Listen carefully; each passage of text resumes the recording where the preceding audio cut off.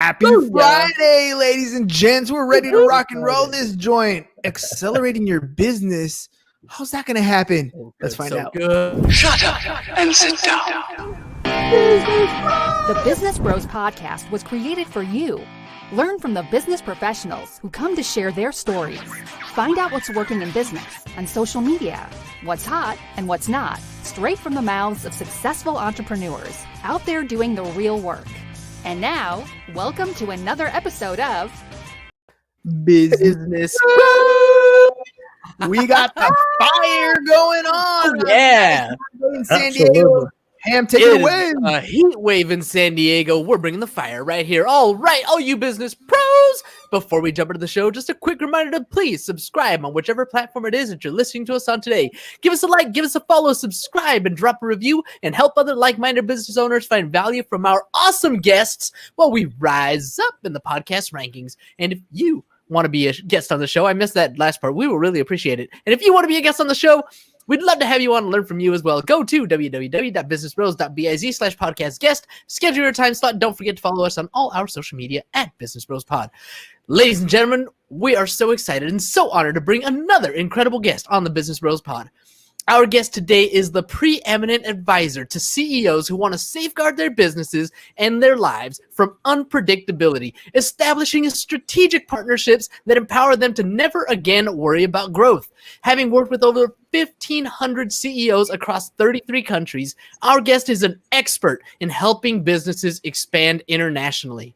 As a world-renowned speaker and philanthropist, our guest's goal is to help over 800,000 kids in Latin America become entrepreneurs using local businesses in the next 3 years. Local resources in the next 3 years. We can't be more thrilled to hear some incredible stories from this well-traveled thought leader and humanitarian. Joining us today out of the great state of Texas, the CEO Confidant from Divine Human Ventures and Wisdom for Kids. Welcome to the show, Angel Ribo.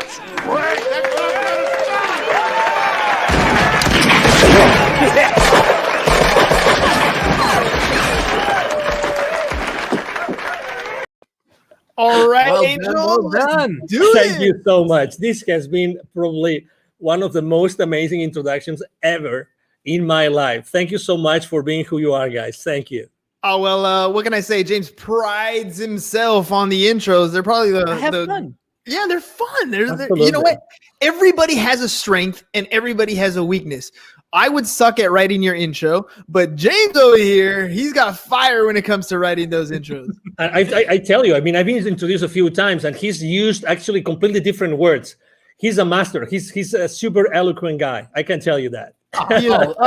Thank you so much. My heart. You are making my head really? roll. Yeah, you're a cunning linguist, Ham. You're a cunning linguist. All right. So speaking of talents, right? Speaking of strengths, speaking of weaknesses, look, anytime anybody's going to start a business, we all start off thinking, I know what it takes. I'm going to make this thing grow. I'm going to me, I. But ultimately, you need a team to make things happen. So Angel, tell me a little bit about what it takes to grow a business and what is it that you do exactly? Exactly. So basically, in a nutshell, what I do is I help both corporate CEOs and established entrepreneurs to bridge the gap globally for expansion and exposure. It means that I help them take their businesses internationally. Okay. And what it takes for someone to accelerate the growth of their businesses by going internationally, the first thing that it takes is the willingness to do it, but the resources. The resources. I've seen many times people wanting to go internationally, fully internationally, and they have not made their homework. They have not really taken into consideration what it takes to go internationally. Very often it happens to us entrepreneurs that if we have an offer online, we think, okay, so if we are super successful in the US, then going south of the border, we just translate our materials, our courses, whatever that is, and we're going to be successful. I hate to say no. No, there's many more things involved in going internationally, and you have to do your homework. And there's financial implications on the decision of going international. So you have to consider those implications. Let's hover here for a second, because we live in an age where the World Wide Web has literally shrunk the planet. We can have international quote unquote business going on from the living room or your basement or wherever you're talking about. So let's hone in on that. What do you mean when you're talking about growing internationally? Yes, so that's true. You can run your business from your home, and you have the worldwide, web, and you can go everywhere. But every single potential client in every single country, geography, culture thinks differently. You have to embrace, you have to acknowledge that, and you have to really know what is going to drive a potential sale from another country. Okay, so I mean, being reactive, we might have clients from other geographies, but the reality is that talking to someone, let's say south of the border or north of the border, talking about the US, right? It's different. And you have to be, if you really want to be strategic and you really want to be successful, you have to do it differently. You have to think about it. Okay, so you can run your business from your home and you have the World Wide Web open, but there are things that you have to take into consideration from the point of view of the client. You have to talk to the client differently on every culture. Remember, we are, separated, even sometimes even trying to go, let's say I have a business in Texas and I really want to be successful in taking my business to another state. That there are cultural differences, right? That huge. Someone in Utah is different from someone in Texas, right? And everybody knows that. So if you really want to be successful, does it make sense to consider the differences between selling in Utah and selling in Texas? Of course it does. And you spoke about in the introduction, you actually mentioned something, which is, are you partnering with the right people? Probably if you want to go international, or even, as I said before, to another state, what about partnering up with someone who's already there, who's already aware of those differences, that can help you be more effective in conducting business in that area? And this is very often a blind spot that people forget. So, okay, it's easy to run your business from your home, but be mindful, be aware of the differences. What kind of differences should we be looking for when we're first starting out? Because there are so many. I mean, like you said, there's cultural differences, there's currency differences, there's tax treatments. I mean, there's all kinds of things that we can think about when we're talking about those differences. But what are some of the first things that we should kind of pay attention to? So that's why go step by step. I mean, going internationally right out of the gate, I don't think is the right thing to do, unless you only go internationally to a specific area because you know that there's a need for that there, and you know that the people there are going to buy from you. Unless that's the case, it's scaling up by accelerating the growth of your business by going international. It means that you have already had to establish your business somehow. That's very important. Okay, so initially, I don't recommend anybody doing that unless, again, that's going to be your number one strategy. So if that's your number one strategy, you have to really know what these people want. Okay, the people in this area, what do they want? So you have to really speak with these people over there. Sometimes, we tend to think, oh, it's extremely difficult. No, it's very easy. Reach out. There's social media again, and you can go in social media and you can start talking to people who live in that area. It's really simple. There's something in the entrepreneurial world, in the startup world, there's something called a minimum viable product. You've probably heard this thousands of times, right? Mm-hmm. So when you start your business, you probably have a minimum viable product or service that you want to offer to your audience, right? So the first thing you have to do is, if you want to go international, start talking to your audience about what you want to do. And I start asking them, hey, if I was to launch this product, sell it there, or this service, would you be willing to buy from me? And what would be the kind of service or product that you would buy from me, in that particular, area of expertise that I have? So that's the first thing. Talk to your market early on your business strategy. And sometimes, and I think that's probably, we are all to blame, for this, which is we try to be perfectionists. We try to be like, we have all the responses, all the answers before we do anything else. There's one business mantra. There's one mantra I use with every single one of my clients. I've been using for the last 5 years since I started my own business, which is take imperfect action now. Take imperfect action now. Hey, Don't worry about anything else. You only need yourself, and you need to start reaching out to the people in the market, in the place where you want to start selling your products or your services. That's it. Start talking to them and start making mistakes. Start making mistakes. There's no such thing as the perfect sales pitch, the perfect service, the perfect product. There's only the thing that you reach out to the potential buyers and you know what they think, and keep on making, keep on perfecting your pitch, keep on perfecting your product and your service. Really, that's the first step. Take imperfect action now.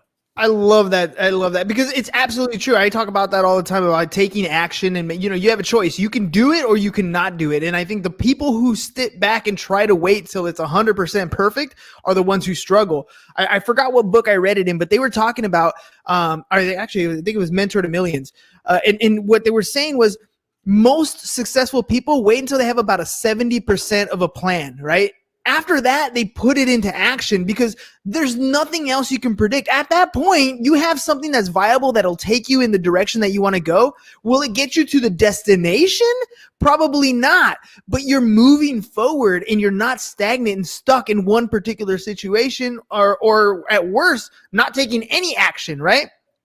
When I remember reading or learning about Disney, and they were opening up in China, I think it was China or Japan, I'm not sure exactly, but they were out there in the East. And when they went out there, they opened up operations right away, just like they had done in Florida, just like they had done in Disney. And they didn't take into consideration some of the cultural differences and had to restructure some things. So, acting on a plan is first and foremost. When you're talking to CEOs or different people who are ready to take that next scale, right? What's some of the fears that they have or some of those hesitations that prevent them from taking action? Well, it's always uncertainty. When you're stepping into, uncharted territories, everybody is, okay, is that going to work? How long is that going to take? There's always uncertainty. But again, there's uncertainty in everything that we do in life. So, and we still take action. So the first thing is uncertainty. And they need to know they always ask me, what are the chances that this kind of service or product is going to be successful? And I would like to share something. And this piece of information, it came from, there's the number one entrepreneurial program as far as college degree goes in the country is from a school in Massachusetts called Babson College, okay? Mm-hmm. They're very well known. You probably heard of them. Consistently, the number one entrepreneurial program, actually not only in the country, but in the world most of the time. Okay, so I was talking to the director of the accelerator, and that was 4 or 5 years ago. And she was telling me, Angel, 5 years before, so 10 years ago, it would take probably a few $100,000s for any technology, any startup to make a difference in the world. I'm talking about 5 years ago. Today, 5 years ago, only $15,000 to $20,000 was the amount of money that some startups had as a seed money to start disrupting the world.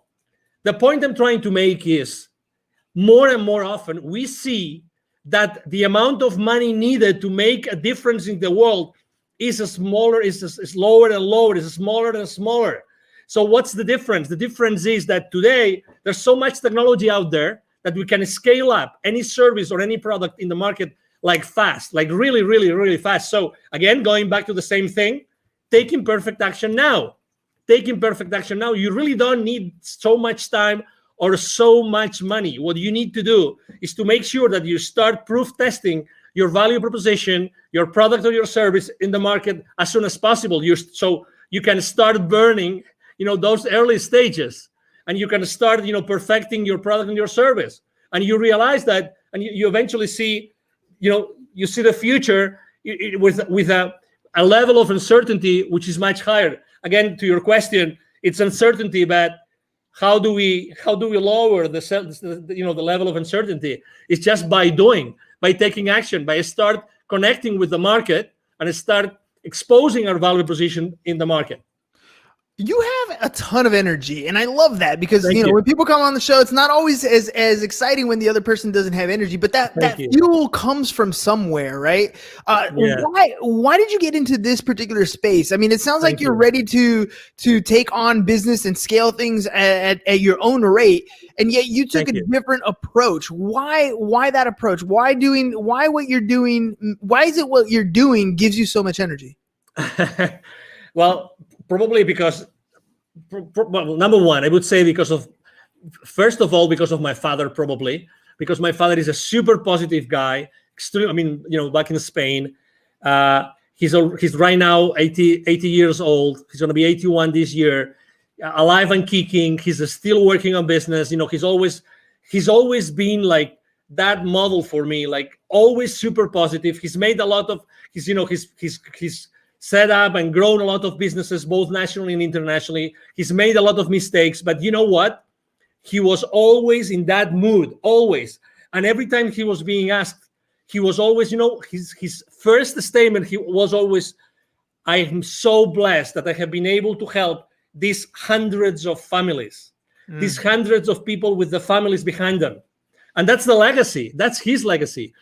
So I think that this, flame that I have inside of me is because I really like to share my experience with people. And I was born to do this. I was born to, originally, both my mom and my dad come from very humble origins, really humble origins. Still my family has a ranch in the north of Spain. That's where we come from, the Ribo family, but that doesn't mean that I couldn't do many other things. So I always had this flame inside of me of leaving a legacy, of teaching others. I love teaching. I love training. I love sharing my experiences. That's why I'm so involved with the local community here in Dallas. I'm invited to, the startup weeks, startup weekends. I'm invited to be jury sometimes. I'm very involved with business incubators and accelerators here, just because I like to share. I like to share, and it's a decision. It's a decision. It's my decision if I wake up in the morning and I show up to the world in one way or another, and that's my decision. That's my option. That's who I am. It's a Friday evening, right? I have had so many calls this week. I have talked to so many people. I've had so many face-to-face meetings. But you know what? I am loving this interview, and I could be, and right now, if you told me, hey, Angel, you have to mentor, 20 people in a coaching call within 30 minutes, I'm gonna do it. I'm not gonna lie to the audience. How long ago did you offer me to be on your show? True. It was yesterday evening. So Exactly. less than 24 hours. Less than 24 hours. And I was super excited. I said, yes. You know why? Because I always say, why not? Why not? If there's a single person in your audience right now who can benefit from what I'm saying, oh my God, the day has paid off. The chance has paid off. The possibility that you guys have offered me has paid off. What is the core? What is the core of the CEO Confidant? Like, what is it that you're trying to achieve? Your mission in the business to have that can help more and more entrepreneurs get to the level that they want to get to. Thank you. For me, it's always been connecting the unconnected. And actually, I'm going to tie this to my nonprofit, connecting the unconnected. I've always, obviously, as you can imagine, I'm so grateful to God that He gave me this energy, this passion that I can, I have been able to help a lot of high-level executives throughout my life. That's a blessing. Probably this energy has helped me a lot. But this has only helped me enough as far as this helps me to make the world a better place. Okay? That's why, it reached a point in 2016 in which it was very clear to me that I had also, the reason why I had lived in Latin America for so many years and I had done business in Latin America for so many years is because I had to be exposed to those areas where so many underprivileged kids live. And you know what I'm talking about. I'm talking about in Latin America alone, in 2012, according to UNICEF numbers, 81 million kids live in poverty. 81 million kids. 22 millions don't have drinking water in their house. 22. And that was 2012. Can you guess after COVID? Can you guess what happens? How many millions right now? Significantly worse. Exactly. So, and that means the total population, so that you have you have a frame of reference. the total population of kids in 2012 in Latin America was 170 million. 170 million. Okay, 170 million. So put that in perspective. So right now, probably it's going to be 90, maybe 100 million kids in Latin America who live in poverty. Yeah. So that's why, what's my mission? I've always feel that I keep on developing and helping so many high-level executives and established entrepreneurs, because at the end of the day, what I have to do is I have to be able to have so many stories, and I have to be able to connect all those high-level executives with those entrepreneurs that have still so much to learn. And I know that if it's not me, who's going to teach them entrepreneurship? Who's going to inspire them? Who is able to bring all those lessons I learn every single day with these so powerful CEOs? Who else is going to take them to those kids in need?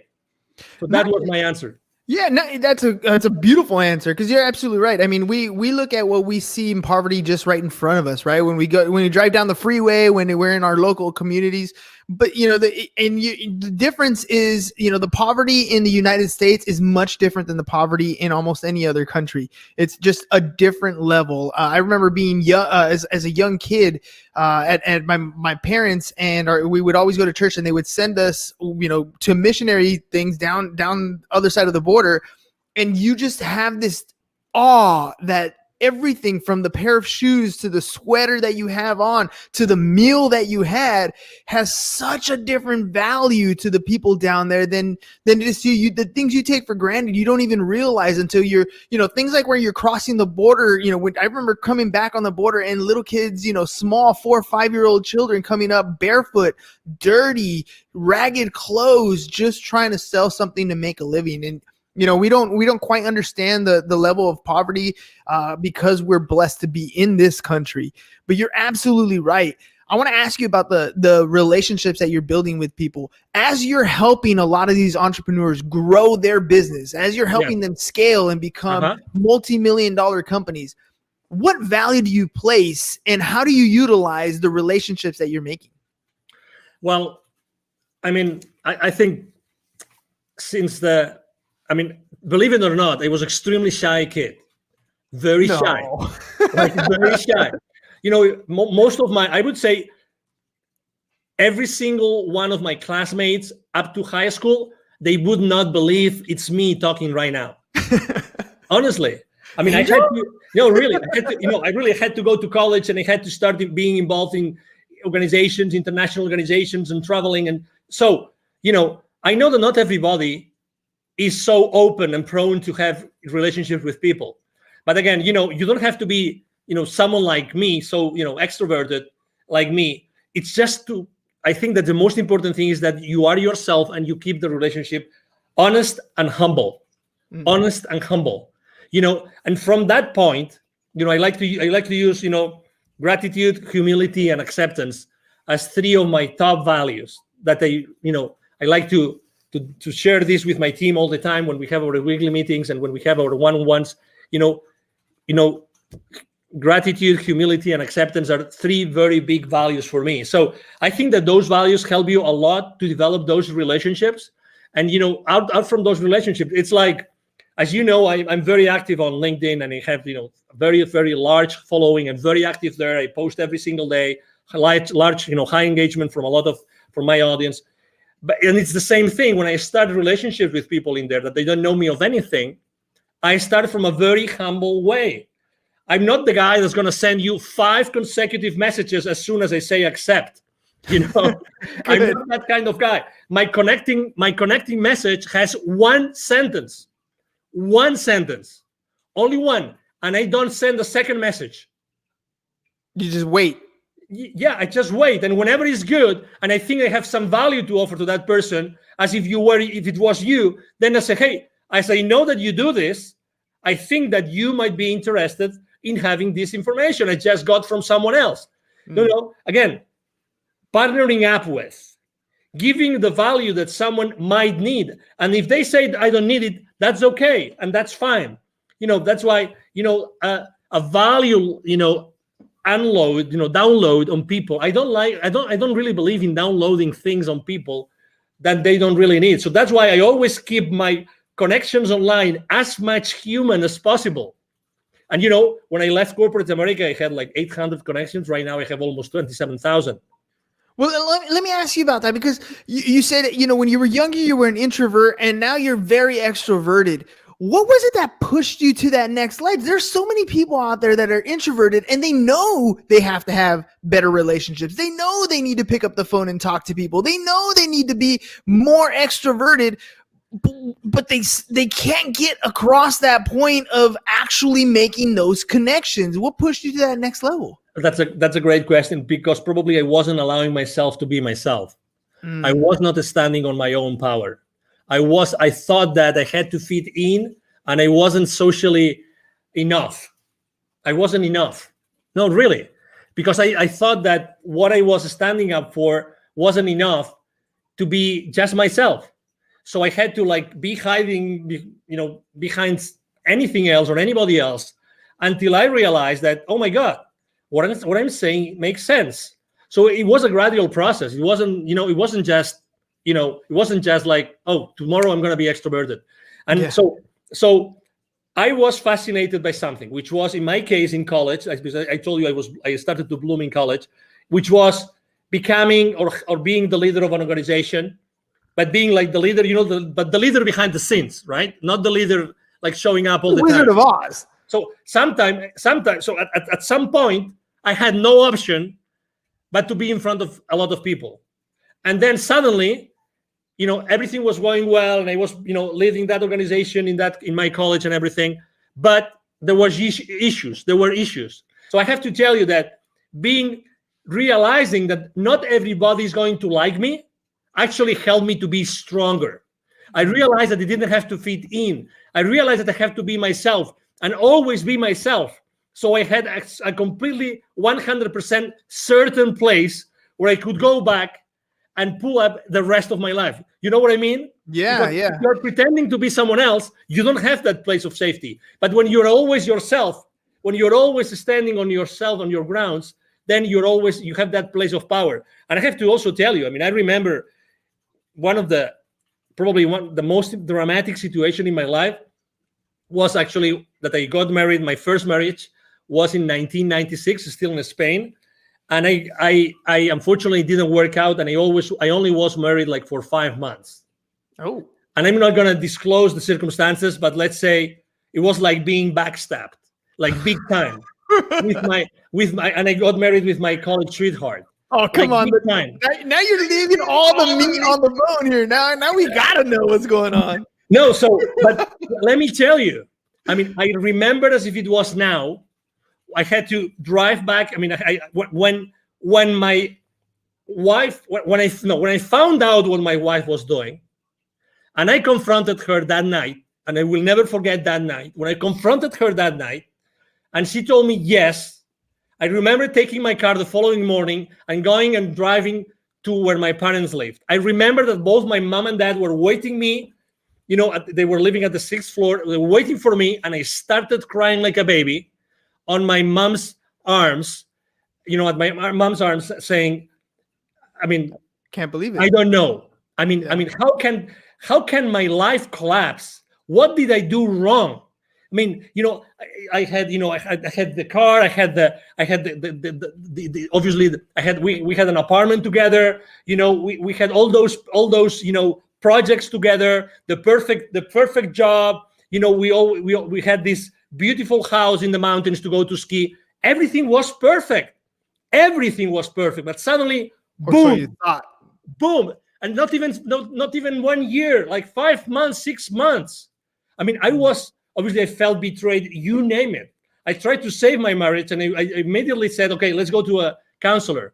But unfortunately, the other party wasn't there. So I said, okay. So the rest of my life starts here today. Yes. And then, you know what? 1 year and a half later, I had already left Spain for good. And I have not been back to Spain, but to visit my family. Again, it's the realization of I have to be me. And I am strong because I don't have to fit in with anybody else. I have to be myself. And that's my foundation. That's my essence. And I will build up the rest of my life because of that. Had I not taken that decision, we would have never had this conversation, you and I, today. You know that I want to say I love that story, but I kind of, it's not quite the right thing to say.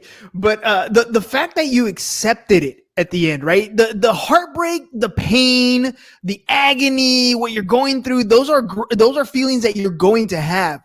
But at some point, no matter what happens in your life, good, bad, or indifferent, you have to accept that tomorrow the sun's going to rise. Tomorrow is another day, and every day you have that choice to make something happen. You can dwell in it, you can live in it, you can wallow in sorrow and feel sorry for yourself for as long as you can. But every day that happens is another day that you're not fulfilling whatever dream is that you want to achieve. You're hurting yourself by allowing yourself to live in that position for too long.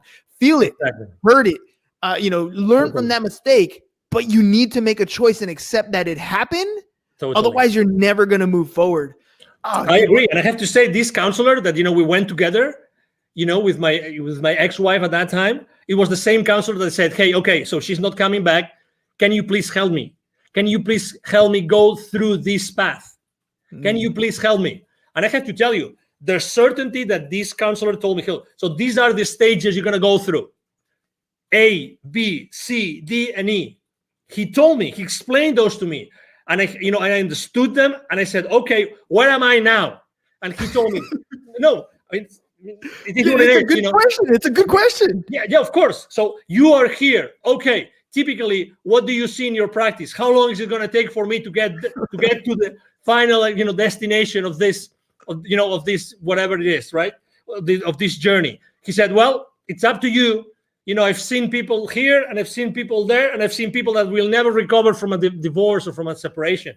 Okay. Mm-hmm. So I kept on going with him. I kept on having, again, I asked for help. God bless. That's something I obviously, in any facet in life, ask for help, look for help. Always. There's always going to be someone that can help you. Always. The only scarce resource in your life is time. Yes. Get over any situation, any challenge with the help of someone that's been there before. Do that. Don't hesitate. It doesn't matter. Money comes and goes. Do that. And oh my God, after 6 months of my separation, guess what? Guess who came after one of my, I just finished one of my swimming practices. I love swimming. Guess who came to say, I would like to come back together? Who was it? I'm not going to say, but you know the story, right? You know the story. And I said, unfortunately not. I don't want this to happen in the future when we already have children. I don't want that for my life. Decision made. Imperfect decision. Don't know what the outcome was going to be, but you weren't going to do it again. No. Oh man, Angel, that's, I love that, the whole idea of time scarcity, right? You only have so much time in your life.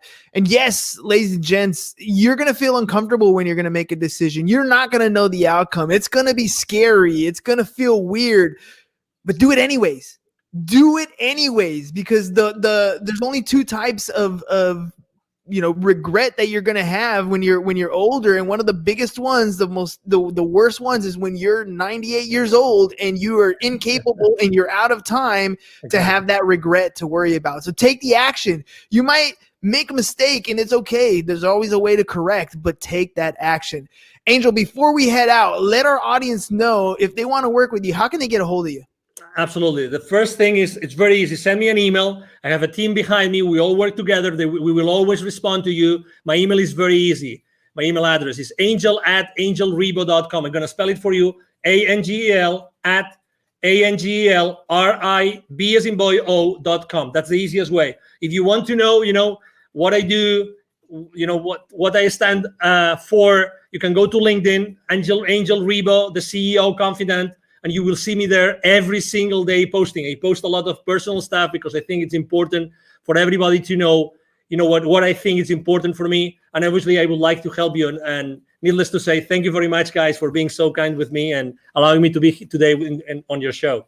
Hey, man, thank you for coming on last minute. Thank you for sharing, being vulnerable. I honestly believe that some of these stories that we have in our life, some of the worst stories in our life, make the greatest connections with people. So thank you very much for sharing some of your worst times with us. I connected with you. I'm sure there's a lot of our listeners that connected with the same type of story. Thank you. All right, ladies and gents, it is Friday, but we'll be back because Monday's going to come right around the corner. So that's all we got for you guys today. Have a great and safe weekend. Peace.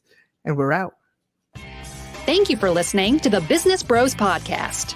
Are you looking to get more clients or to increase your income? Hernan, the business bro, can help you generate referrals through the power of podcasting. And James, the insurance bro with Pipeline Insurance, can help you effectively add insurance to your existing business. If you are ready to create wealth today and generational wealth for tomorrow, email businessbros@csfirst.com to schedule a free consultation or join the Business Bros Network, www.businessbros.biz.